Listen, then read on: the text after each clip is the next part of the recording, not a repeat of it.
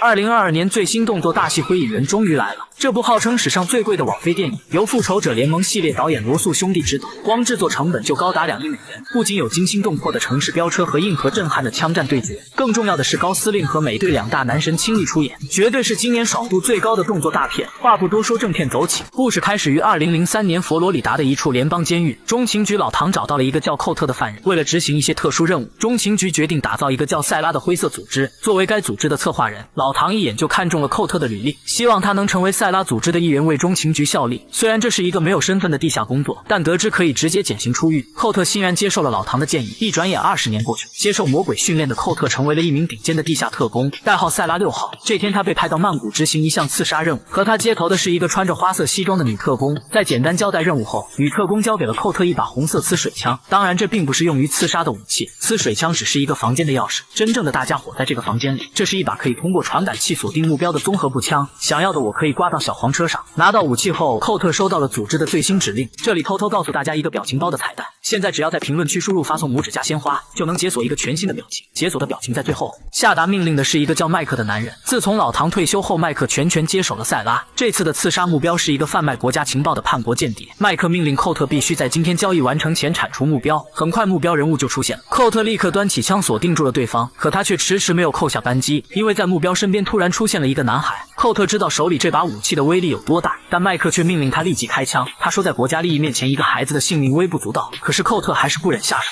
他以子弹卡壳为由放弃了射杀计划，这让坐在指挥中心的麦克肺都要气炸。然而寇特并没有终止行动，他拉掉了舞厅的电闸，顺手拿走一个路人的发簪，悄无声息地干掉了一个保镖，接着用身旁的餐刀和酒瓶对着目标发动突袭。漆黑的舞厅里瞬间乱作一团，女特工也在后面帮他对付赶过来的敌人。目标人物见状立刻跳窗逃跑，寇特迅速紧随其后跟了上去，两人在烟花筒下展开了激烈的搏斗，双方你来我往打得不相上下，但寇特抓准了烟花放射的时机，狠狠地爆了对方的头，很快他就彻底制服了敌人。然而接下来对方的话却让寇特大为吃惊，原来他根本不是什么叛国间谍，而是和寇特一样是组织里的一名成员，代号为塞拉4号。因为他掌握了新组长麦克的犯罪证据，麦克这才谎称他是间谍派人来杀他。弥留之际，他将一个 U 盘项链交给了寇特，希望能替他去揭发麦克的罪行。虽然寇特听得一头雾水，但他还是将 U 盘收了下来。为了确定 U 盘里的内容，寇特偷偷溜到一家网吧，他这才发现里面的文件都被设置了密码。而在另一边，当麦克得知目标尸体上的项链消失后，他知道一定是被寇特拿走，于是他命令女特工立刻带寇特返回总部。可此时的寇特已经铁了心要弄清楚真相，他随便找了个理由就打发走了女特工。为了确保证据安全，寇特并没有将 U 盘带在身上，而是偷偷寄了出去。随后寇特打电话给退休的老领导老唐，在老唐内他确定了4号的身份。得知寇特准备调查麦克后，老唐答应找人护送他离开曼谷。果然不愧是自己的嫡系部下，老唐不仅为寇特准备了一架 C-17运输机，还找了一队全副武装的雇佣兵全程护送。而此时的麦克也没有闲着，他知道那些证据一旦被公开，自己将面临牢狱之灾，于是他联系了一个叫汉森的人，命令他拿回 U 盘并除掉寇特以绝后患。汉森曾经也是中情局的探员，但因屡次犯纪被局里给除名，如今他成为了专为麦克处理脏活的黑手套。当听说目标是塞拉6号后，汉森并没有急于出发，而是先去拜访了塞拉的引路人老唐。老唐根本不想搭理汉森这种人，可汉森也早就料到这个情况，他拿出了绑架老唐孙女的照片。无奈之下，老唐只能答应了汉森的要求。而此时的飞机上，负责护送寇特的老黑突然接到老唐的电话，老唐命令他立刻干掉寇特。